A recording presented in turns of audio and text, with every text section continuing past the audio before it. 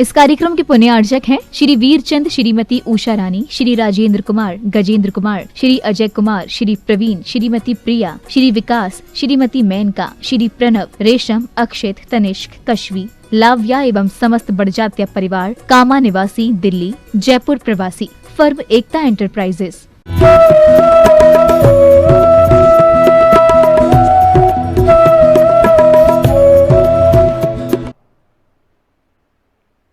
मोदी जी के छोटे भाई पंकज भाई मोदी खूब आग्रह करके वो अपने घर लेके गए। उनका कहना ये था कि मैं तो आपके पास 2 बार आ गया, मेरी माँ नहीं आ सकती, वृद्ध है, और उनकी भावना है एक बार आप पधारिए हमारे घर पर।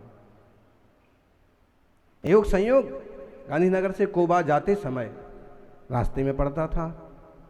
फिर हमने पूछवाया कि भाई, तो उन्होंने कहा बिल्कुल रास्ते में पड़ता है, बल्कि हमारे घर से जाएंगे तो थोड़ा और कम पड़ेगा। बाकायदा बड़ी सड़क से उनने अगवानी की, घर ले गए, पाद प्रक्षालन किया। सादा सुथरा सिंगल स्टोरी का घर, साफ स्वच्छ। एक सन्यासी का फोटो लगा था जो काफ़ी तपस्वी और त्यागी, व्रती, शाकाहारी मालूम पड़ रहे थे, और वहीं बैठी थी हीराबा, एकदम बिल्कुल साथ प्रतिमाधारी, जैसे ब्रह्मचारी के वस्त्र होते हैं उसी तरह की साड़ी, उसी तरह की आभा। फिर 2-4 बातें हुई। फिर उन्होंने अपने भाव भी बताया कि मैं तो बहुत शांत रहती हूँ, भगवान का नाम लेती हूँ, आपका आशीर्वाद रहेगा और मेरा जीवन अच्छी तरह से समाप्ति की ओर जाएगा, पूरा होगा। समझ में आया कि जिस माँ के इतने अच्छे भाव हैं, वो भाव उनके बेटों में भी गए हैं। माँ बाप का कर्तव्य बनता है कि वे अपने आचार विचार सुधारें। बच्चे को कहेंगे कि मोबाइल मत छुओ, मत लो, मत खेलो, नहीं मानेगा। आप खुद मत लो, वो भी छोड़ देगा। जो चीज आप दूसरों से करवाना चाहते हैं वो आप करिए, और जो चीज आप दूसरों से नहीं करवाना चाहते हैं वो आप मत करिए, दूसरे भी नहीं करेंगे।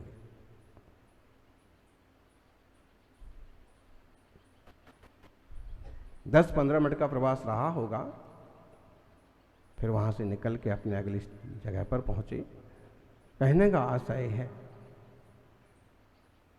संस्कार आते हैं और पाठशालाओं के माध्यम से संस्कार और सुव्यवस्थित और विकसित किए जाते हैं। सौभाग्यशालियों, समय सार हमें सिखाता है कि जन्म जन्म के खोटे संस्कार पड़े हुए हैं। एक ज्ञान घन जो उपयोग है, जो निर्मल आत्मानुभूति रूप दशा है, वो अनादिकाल से मिथ्यात्व, अज्ञान और अविरति रूप हो रही है।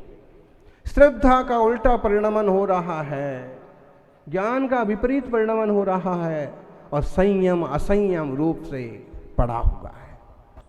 अहो, तुम्हारे इन खोटे संस्कारों का त्याग करो, खोटी विचारधारा का त्याग करो, और जानो ये सब मेरा नहीं है। एवं पराणि दब्बाणि, निकाल लीजिए समय सार 96, 96 नंबर गया था। अभी जो चल रहा ना क्रम से, कि यह जीव जो है कर्म को, नो कर्म को, पुद्गल को अपने मानता है। फिर यह जीव धर्म द्रव्य को, अधर्म द्रव्य को, आकाश द्रव्य को, काल को, इन सबों को भी अपने मानता है।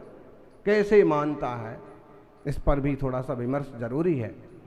और ये कह रहे हैं अब कि एवं पराणि दब्बाणि अपयम कुणदी मंद बुद्धियो अपाणम पिय परम करे दियन्नाण भावेन। एवं पराणि दब्बाणि, इस प्रकार पर द्रव्यों को अपयम कुणदी, आत्मा संबंधी करता है। कौन? मंद बुद्धि। बड़े बड़े दार्शनिक हैं जिनने पर पदार्थों को अपना माना। बड़े बड़े साधु सन्यासी लोग हैं जिनने अद्वैत को माना, जिनने सर्वथा द्वैत को माना। आचार्य कहते हैं कि इस तरह की बातें कौन करते हैं? मंद बुद्धि। एकांत पक्ष कौन लेते हैं? मंद बुद्धि। अपाड़म पिया परम करेदी अन्नाणम भावेण। अज्ञान भाव से अपने आप को भी पर का करता है। मैं तो जड़ हूं, मेरी रचना तो पृथ्वी जल अग्नि वायु आकाश से हुई है। जिस दिन ये बिखर जाएंगे उस दिन मेरा अस्तित्व भी खत्म हो जाएगा। इस तरह की विपरीत बुद्धि वाले लोग हैं। ध्यान रखना, दुनिया में कहते हैं दो ही तरह के वाद हैं। ढेरों तरह के विवाद जरूर हैं, ढेरों मान्यताएं हैं, संतवाद, पंथवाद, ग्रंथवाद और दुनिया भर की चीजें हो सकती हैं, लेकिन मूलतः देखें तो बोले दुनिया में दो ही तरह के वाद हैं। कौन कौन से? एक आतंकवाद, दूसरा अनेकांतवाद। जब कोई व्यक्ति एक छोर को पकड़ लेता है, एक बात को पकड़ लेता है और छोड़ता नहीं है, तो एक तरह का आतंक पैदा करता है। ऐसा ही होगा, यही सही है। वो एक तरह का आतंकवादी है, शादवादी, अनेकांतवादी है, और किसी वस्तु का एक ही पक्ष पकड़ने वाला आतंकवादी है। कहते हैं विद्यानंद महाराज इन शब्दों पर बड़ा व्याख्यान किया करते थे। निश्चित रूप से बात सत्य है, शास्त्र में नहीं उसे आतंकवादी कहा, लेकिन फलितार्थ तो यही निकलता है कि कोई बहुत जिद्दी है, कोई हट करने वाला है, कोई एकांत बात एक पक्ष को पकड़ने वाला है, वो आतंकवादी नहीं तो और क्या है। क्यों? वो पूरे माहौल को डिस्टर्ब कर देता है। मैं सच्चा, बाकी सब झूठे। और ये अनेकांत बात कहता है कथनचित तुम भी सही, कथनचित हम भी सही। विवक्षावश वस्तु ऐसी भी है, विवक्षावश वस्तु अन्य रूप भी है। ठीक है, अगर मैं घर को अपना कह रहा हूं तो उसमें एक विवक्षा है। व्यवहार नए से, असद्भूत उपचरित नए से घर मेरा। बाहर खड़ी है गाड़ी, गाड़ी किसकी है भाई? मेरी भी खड़ी है। जिसकी गाड़ी है वो उसमें जाके बैठ जाएगा, उसको ले जाएगा। ये व्यवहार नए का विषय है कि असद्भूत व्यवहार नए पर पदार्थ को भी अपना कहते हैं और सम्य दृष्टि भी इस बात को जानते हैं। स्पेस दिया, जगह दी, आप यहां बैठ सकते हैं, घूम सकते हैं, फिर सकते हैं। स्पेस, आकाश। मैं नहीं तो जगह दी थी तुमको। अगर मैं जगह ना देता तो दिल्ली में तो तुम्हारे पांव भी नहीं टिक पाते। क्यों जी? होते हैं कुछ लोग, होते हैं तरह तरह से सोचते हैं।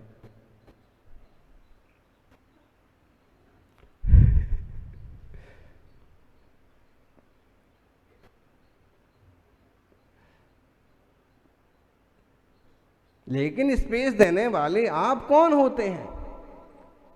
व्यवहारिक दृष्टि अपनी जगह है, उसका पूरी तरह से निषेध नहीं किया जा रहा है, लेकिन सर्वथा जो एकत्व कर रखा है ना, ये भ्रम पाल रखा है कि स्पेस मैंने दिया। स्पेस तुमने दिया कि आकाश द्रव्य ने दिया? आकाश ना होता तो तुम कहां स्पेस देते? कई बार पिताजी चिल्लाते हैं बेटे पर, मैंने तुमको बड़ा किया। बड़ा होने में पिताजी ज्यादा निमित्त है कि काल द्रव्य? मैंने तुमको बड़ा किया और तुम मुझी पर चिल्लाते हो। और बच्चा ज्ञानी हो और कहे कि पिताजी आपने कैसे बड़ा किया? बताइए किस ढंग से बड़ा किया?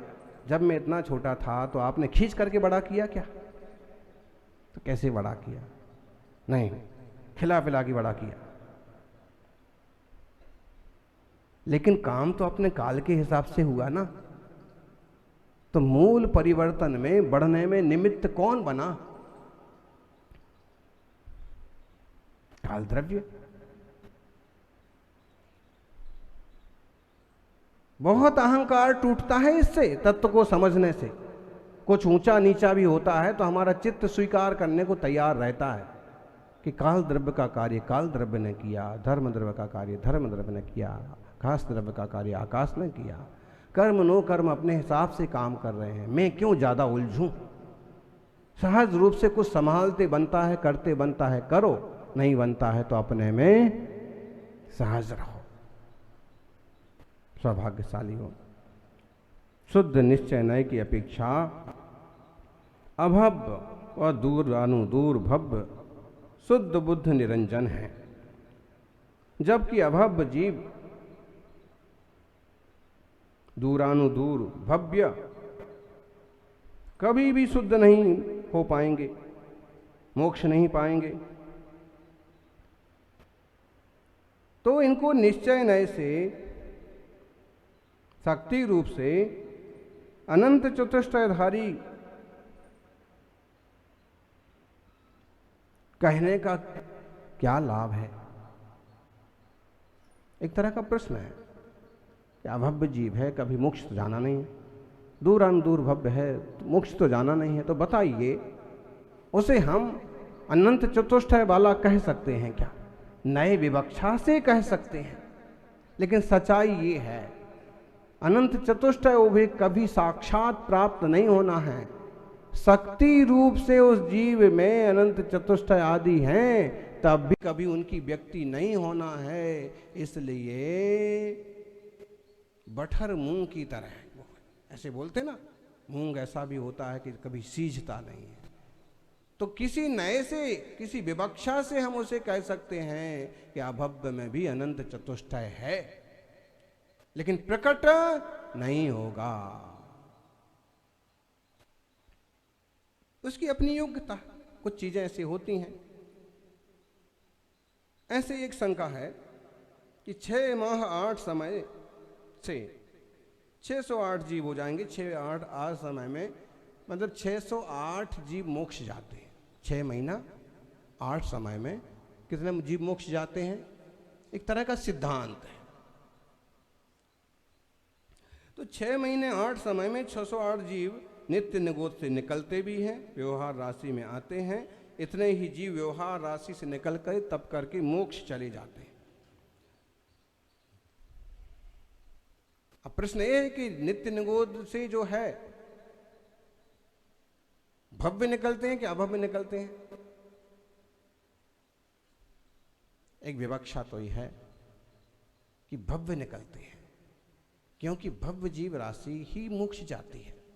608 जीव व्यवहार राशि में से निकल के मोक्ष गए और 608 जीव भव्य होंगे, तभी भव्य और भव्यों की राशि का संतुलन बैठ पाएगा।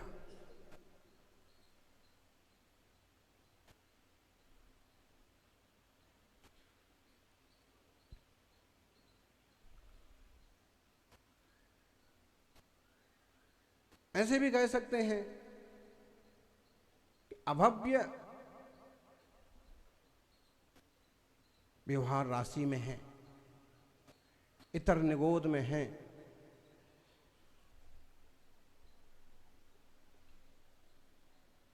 और अभव्यों की संख्या भव्यों की संख्या से बहुत कम है। भव्य जीव राशि बहुत बड़ी है और कभी ऐसा भी नहीं होगा। ये प्रश्न बहुत लोगों को आता है, वर्षों वर्षों तक बना रहता है कि जब हर 6 महीने 8 समय में 608 जीव मोक्ष जाएंगे तो कम नहीं हो जाएंगे। कथनचित व्यवहार राशि में से उतने जीव मोक्ष चले गए, इस अपेक्षा से आप भले कह दो कम हो जाएंगे, लेकिन अक्षयानंत जीव राशि में से उन जीवों के कम होने से कोई फर्क नहीं पड़ता। अक्षयानंत कहते ही उसे हैं कि जिसमें से कोई राशि निकल भी जाए तो भी क्षय को प्राप्त ना हो, फिर इस पर प्रश्न उठ सकता है कि कभी तो कमी आएगी, कभी तो कमी आएगी। तो फिर इसको कहते कि स्वभावो तर्क गोचरा, ये स्वभाव है, एक व्यवस्था है।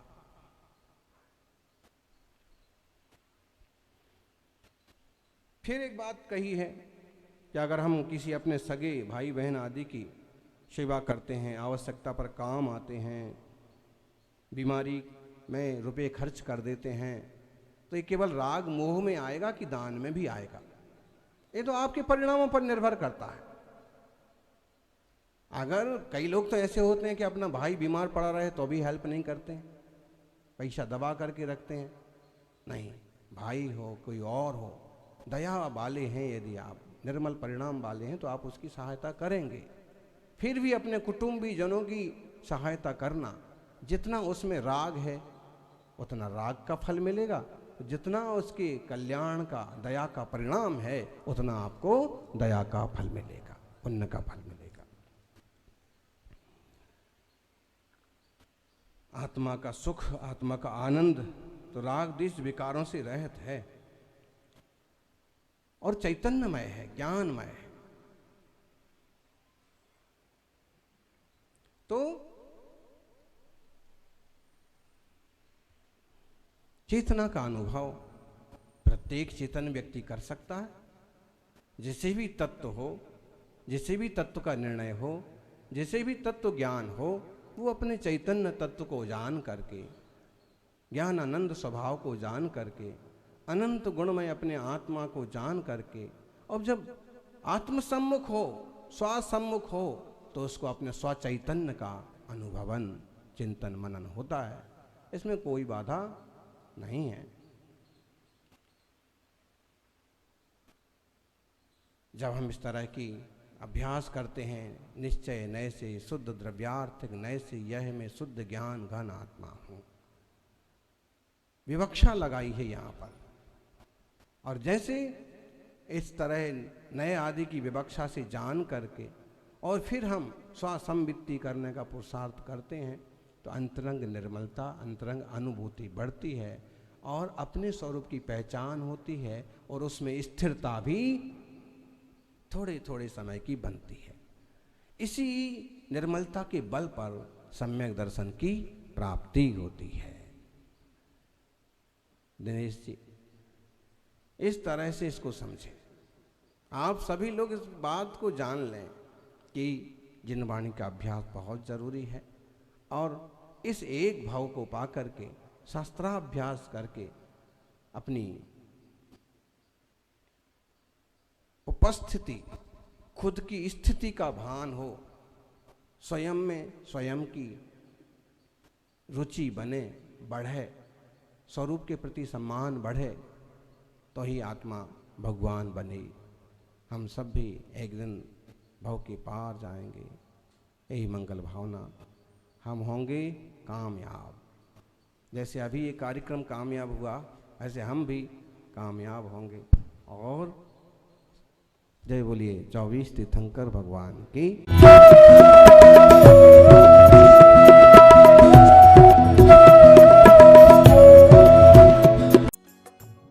इस कार्यक्रम के पुण्यार्चक थे श्री वीरचंद, श्रीमती उषा रानी, श्री राजेंद्र कुमार, गजेंद्र कुमार, श्री अजय कुमार, श्री प्रवीण, श्रीमती प्रिया, श्री विकास, श्रीमती मेनका, श्री प्रणव, रेशम, अक्षित, तनिष्क, कश्वी, लाव्या एवं समस्त बड़जात्या परिवार, कामा निवासी, दिल्ली, जयपुर प्रवासी, फर्म एकता एंटरप्राइजेस। मध्य प्रदेश के दतिया जिला स्थित नंग अनंगादि 5.5 करोड़ मुनिराजों की मोक्ष एवं